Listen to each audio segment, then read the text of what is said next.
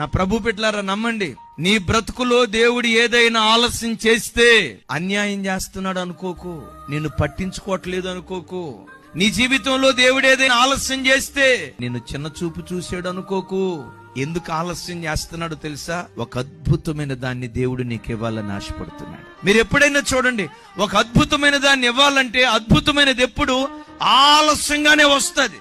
అబ్రహాము శారాల జీవితంలో ఆలస్యం చేశాడు. ఆలస్యం చేసి చేసి నవ్వును పుట్టించే ఇస్సాకును దేవుడిచ్చాడు.